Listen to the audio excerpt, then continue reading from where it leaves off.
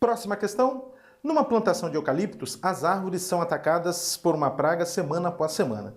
De acordo com observações feitas, uma árvore adoeceu na primeira semana, outras duas na segunda semana, mais 4 na terceira semana e assim por diante. Até que, na 10ª semana, praticamente toda a plantação ficou doente, exceto 7 árvores. Pode-se afirmar que o número total de árvores dessa plantação é. Então, pessoal, entendendo o nosso problema. O problema está dizendo para a gente que existe uma plantação de eucalipto, tal que na primeira semana uma árvore adoeceu, né? Dessa plantação de eucalipto, uma árvore adoeceu. Na semana seguinte, na segunda semana, 2 árvores adoeceram. Na terceira semana, 4 árvores adoeceram. E assim por diante, até a 10ª semana, em que quase toda a plantação adoeceu, exceto 7 árvores. Está pedindo para a gente determinar o número de árvores que possui essa plantação, não é isso? Pode-se afirmar que o número total de árvores dessa plantação é. Vê se você concorda comigo. O número total de árvores dessa plantação é dada por essa soma. Olha só, o número total de árvores vai ser 1, que é a quantidade de árvores que adoeceu na primeira semana, mais 2, que é o total de árvores que adoeceu na segunda semana, mais 4, que é o total de árvores que adoeceu na terceira semana, mais 8, o total de árvores que adoeceu na 4ª semana e assim por diante. Até uma quantidade, que eu estou chamando de A10, né? Quantidade de árvores que adoeceu na 10ª semana, mais as árvores que não adoeceram, ou seja, mais 7. Concorda comigo? É isso? Porque o problema está dizendo que quando chegou na 10ª semana, quase toda a plantação de eucalipto adoeceu, exceto 7 árvores. Portanto, o total de árvores que possui essa plantação, né? É essa aqui, ó. É 1, mais 2, mais 4, até a 10ª semana. Tudo bem? Bom, conforme você está observando, daqui até aqui, olha só, daqui até aqui, a gente está somando os termos de uma PG, na verdade? De uma PG de primeiro termo igual a 1, razão igual a 2 e número de termos 10. Portanto, eu vou usar a fórmula de soma dos termos de uma PG para calcular essa soma. E depois a gente soma mais 7. Qual é a fórmula que te dá a soma dos termos mesmo? Soma dos números de uma PG. A1 vezes Q elevado a N menos 1 sobre Q menos 1. Essa é a fórmula que te dá a soma dos termos de uma PG, não é verdade? Então vamos lá, o total de árvores que possui essa plantação vai ser igual. Bom, o A1, primeiro termo da PG é 1, vezes quem? A razão da PG é 2 dividido por 1 dá 2, elevado a N, no caso aqui o N é 10, porque são 10 termos que eu estou somando, menos 1, sobre quem? Q menos 1, 2 menos 1.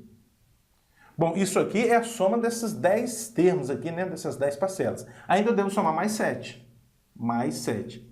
Esse 7 representa a quantidade de árvores que não adoeceu aí na plantação. Bom, agora é conta, pessoal. O total de árvores vai ser igual. Bom, 2 elevado a 10 dá 1024. 1024 vezes 1 dá 1023. Vezes 1, 1023 mesmo. 1023. Dividido por 2 menos 1 dá 1. Então, dividido por 1 que não precisa colocar. 1023 mais 7. Portanto, o total de árvores que possui essa plantação é 1023 mais 7, ou seja, 1030. Assim sendo, a alternativa certa é a letra B. Próxima questão, na figura, AB e BC medem, respectivamente, 5 e 4. Então, o valor mais próximo da medida de AB mais BC mais CD mais ED mais EF e assim por diante é. Então tá, pessoal, o problema está dizendo pra gente que nessa figurinha aqui, olha, o AB mede 5 e o BC mede 4. Aí está pedindo para a gente determinar o valor dessa soma, AB mais BC mais CD mais DE mais EF e assim por diante. Ou seja, a soma da medida desse segmento mais desse, mais o desse, mais o desse e assim por diante. Tudo bem? Entendeu o problema? Certo? Então tá, vamos começar a analisar a nossa figurinha? Olha só. Tendo em vista que aqui tem um ângulo de 90 graus, ó, aqui tem um ângulo de 90 graus e aqui também. Portanto, AB e CD são paralelos, né? AB e CD são paralelos. Como AB e CD são paralelos, esse ângulo aqui, olha só, vai ser igual a esse. Aquela história, né? Paralelos cortado por transversal. Esses dois ângulos aqui são chamados alternos internos, portanto, eles são iguais, tá? Então, AB e CD são paralelos e aqui a gente tem uma transversal, portanto, esse ângulo é igual a esse. Tudo bem? Vamos lá. Olha só. Vê se você concorda comigo agora. Quando você somar esse ângulo aqui que eu estou destacando, ó, tá vendo? Esse ângulo aqui com esse aqui, tá vendo? Quando você somar esse com esse, tem que dar 90 graus. Por quê? Porque aqui é um ângulo de 90 graus. E quando você somar esse com esse aqui embaixo, também tem que dar 90 graus. Então, esse com esse tem que dar 90. E esse mesmo com esse aqui tem que dar 90. O que você vai concluir? Que esses dois ângulos aqui são iguais. Esse aqui é igual a esse. Tudo bem? Bom, e agora a gente cai em qual caso? A gente tem o seguinte agora, olha. CD e EF paralelos, porque aqui tem um ângulo de 90 graus. E esse aqui é a transversal. Logo, esse ângulo aqui é igual a esse. E aí você vai observar que se você continuar aqui a brincadeira, todos os ângulos, esses menores, né? Esses menorzinhos aqui, serão iguais. Bom, então, vamos supor que esse ângulo aqui em cima, vou denotar esse ângulo aqui em cima com dois tracinhos assim, ó, dois tracinhos, tá vendo? Nesse primeiro triângulo ABC. Aí você vai concluir que esse ângulo aqui, olha, é dois tracinhos. Esse aqui em cima é dois tracinhos. Onde mais? Esse aqui é dois tracinhos e assim por diante. Pronto, analisei apenas os ângulos. E, portanto, conforme você está observando, a gente tem aqui um monte de triângulos retângulos, desculpa, um monte de triângulos semelhantes. O triângulo ABC é semelhante ao triângulo BCD, que é semelhante ao triângulo CDE e assim por diante, tá? Bom, então tá, eu já tenho o AB, né? O AB, eu tenho o BC, vamos calcular mais o CD e o DE, só para a gente enxergar que tipo de soma a gente tem. Esse aqui eu vou chamar de X, né? Vou chamar o BC aqui, melhor dizendo, o CD de X. E o CD e o DE aqui de Y. Vou calcular apenas mais o X e o Y, aí a gente tem uma ideia de como será essa soma. Muito bem. Bom, a fim de calcular X e Y, eu vou fazer o seguinte, a fim de calcular X inicialmente. Eu vou olhar para os triângulos ABC e o triângulo BCD. São semelhantes. Por que eles são semelhantes? Eles possuem três ângulos iguais, né? Três ângulos correspondentes iguais. Então, eles são semelhantes. Olha, o triângulo ABC é semelhante ao triângulo BCD. BCD. Se eles são semelhantes, os lados são proporcionais.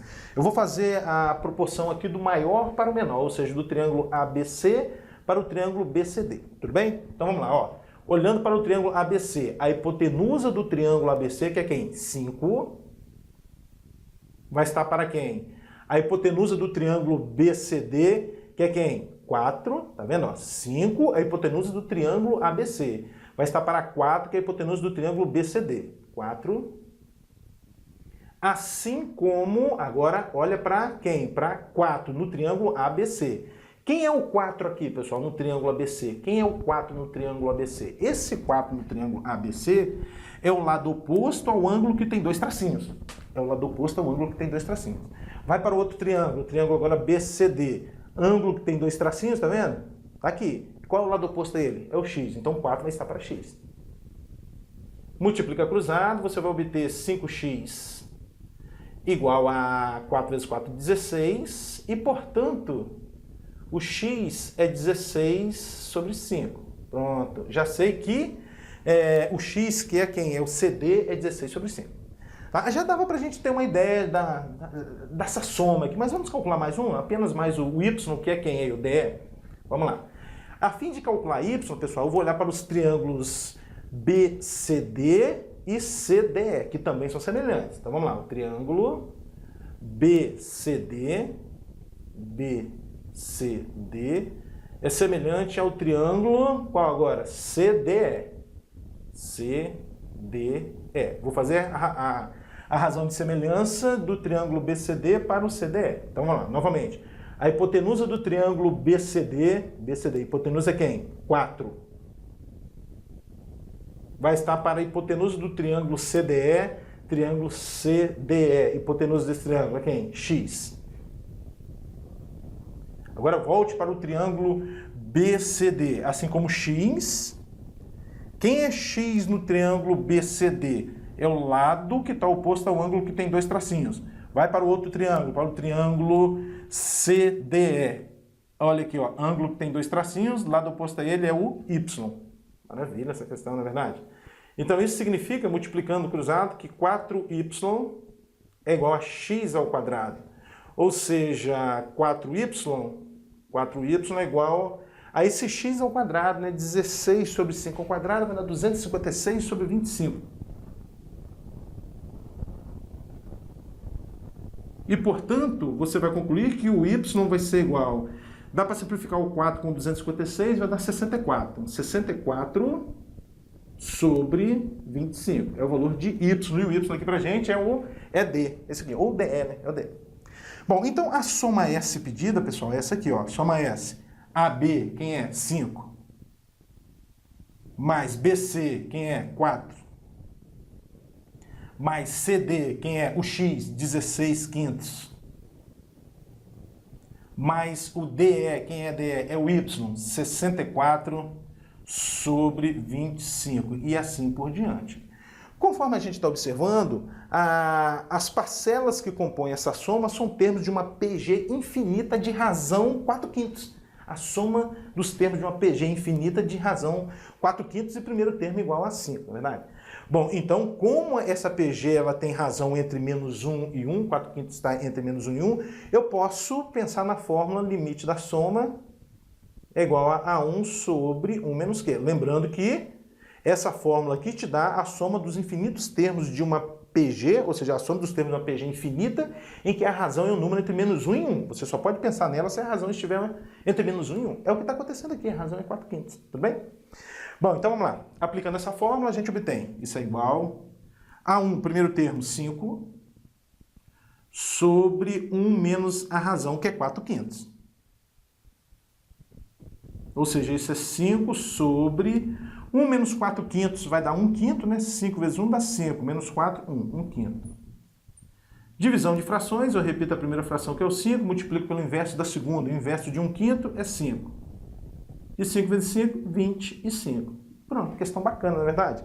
Assim sendo, a alternativa certa é a letra E. Próxima questão. Seja A, B, C, D, E uma progressão geométrica de razão A, com A maior do que 0 e A diferente de 1. Se a soma de seus termos é igual a 13A mais 12 e x é um número real positivo diferente de 1, tal que isso tudo aqui ocorre, então x é igual a quanto? Então, tá, pessoal, o problema está dizendo para a gente que essa sequência aqui A, B, C, D, E é uma progressão geométrica de razão A, tá vendo? De razão A maior do que 0 e diferente de 1, tal que a soma dos termos dessa PG é 13A mais 12 e, além disso, isso aqui ocorre, determinar x. Tudo bem? Vamos lá. Então, vou começar com essa informação aqui, pessoal. Olha, o problema está dizendo para a gente que a razão da PG vale A. Portanto, a PG em questão vai ser A ao quadrado, A ao cubo, A elevado a 4 e A elevado a 5. Tá bom? Então, vamos registrar isso aqui. A PG em questão vai ser A ao quadrado, A ao cubo, A elevado a 4 e A elevado a 5. Por que isso? Porque o problema está dizendo que a razão da PG é A. Então é A ao quadrado, A ao cubo, A a 4, A elevado a 5. Muito bem. Já usei essa informação.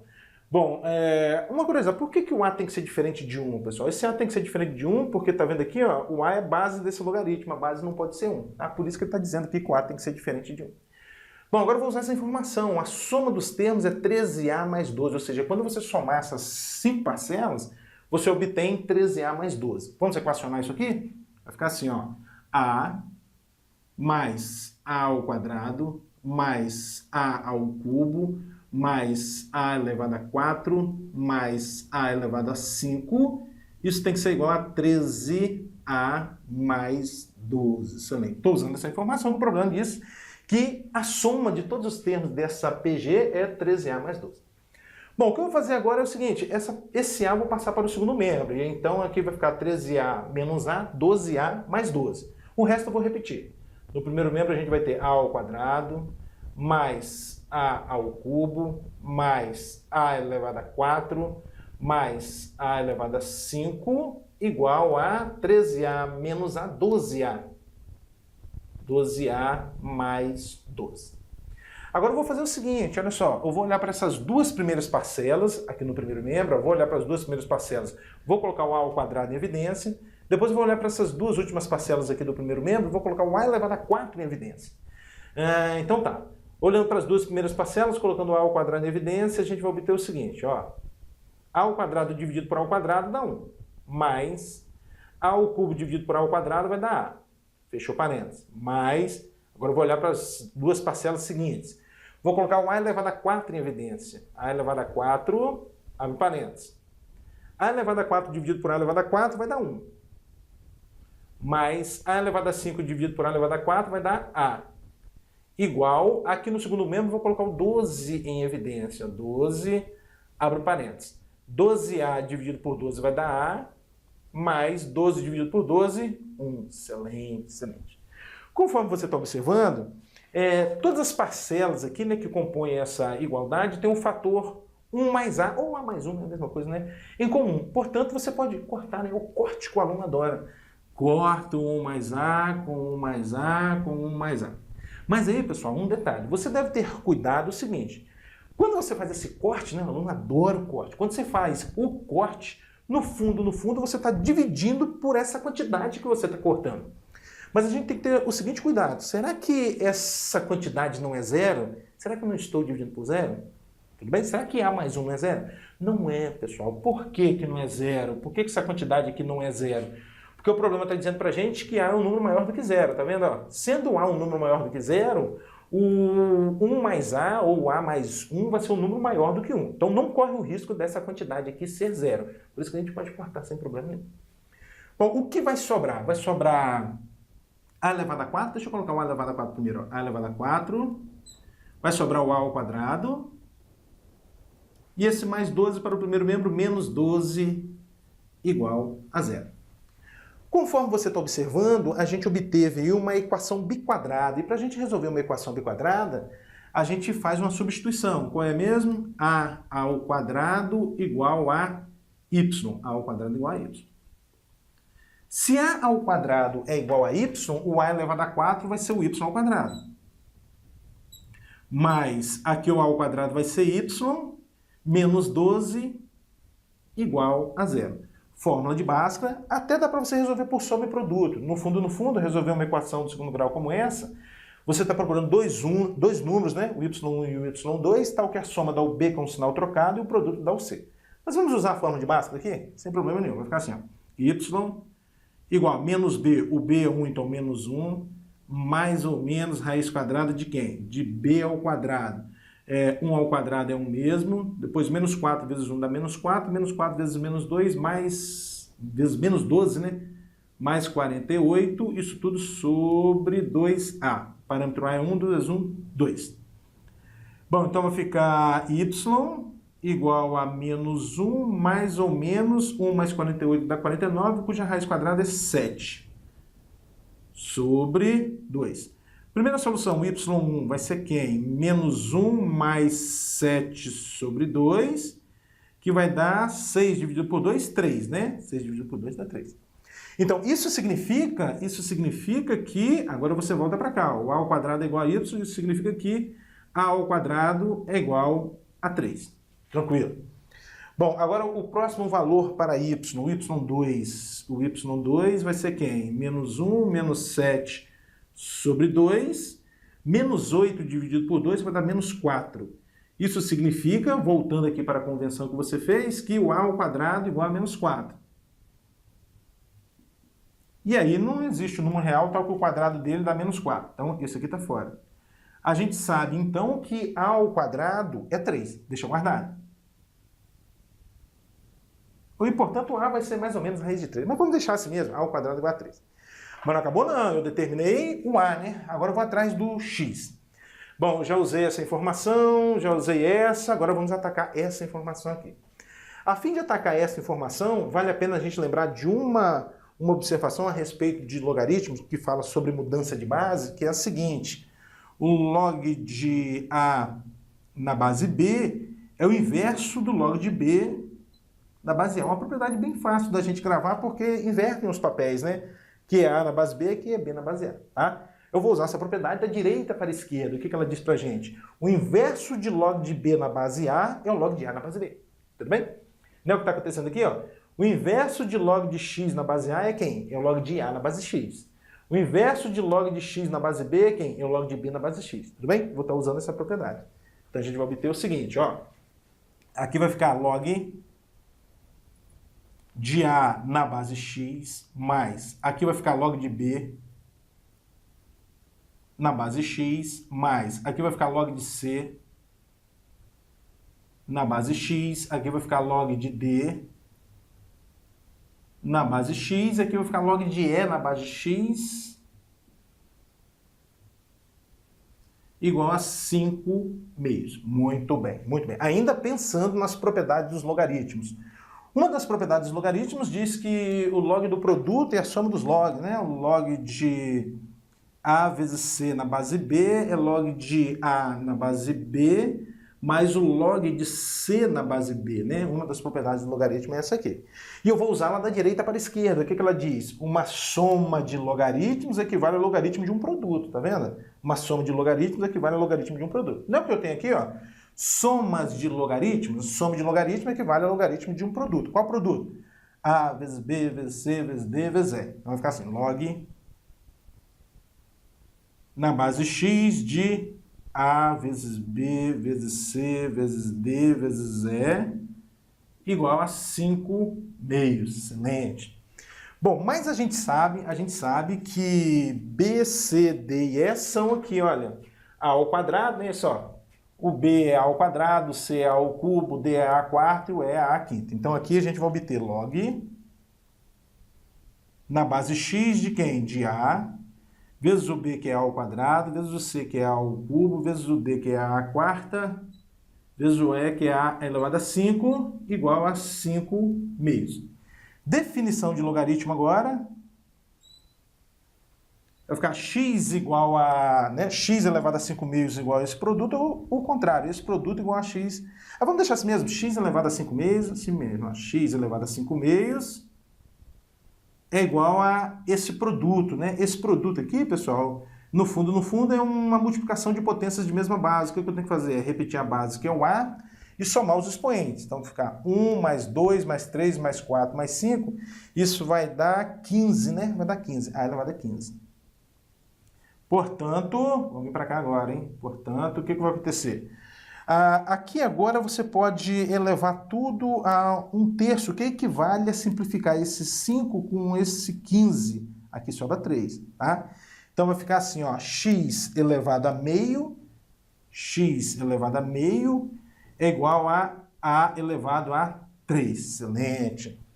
E agora sim, elevando ao quadrado ambos os membros aqui dessa igualdade, a gente obtém x igual a elevado a 6, né? Elevando ao quadrado. Só que esse a elevado a 6, a gente pode escrever assim, ó, a ao quadrado elevado a 3, não é verdade? É o a elevado a 6, né? É o a ao quadrado elevado a 6. Mas quem é a ao quadrado que a gente determinou aqui, ó? O a ao quadrado é 3, portanto o x vai ser 3 elevado a 3. X é igual a 3 elevado a 3. Questão de altíssimo nível, não é verdade? X é 3 elevado a 3 e, portanto, a alternativa certa é a letra A.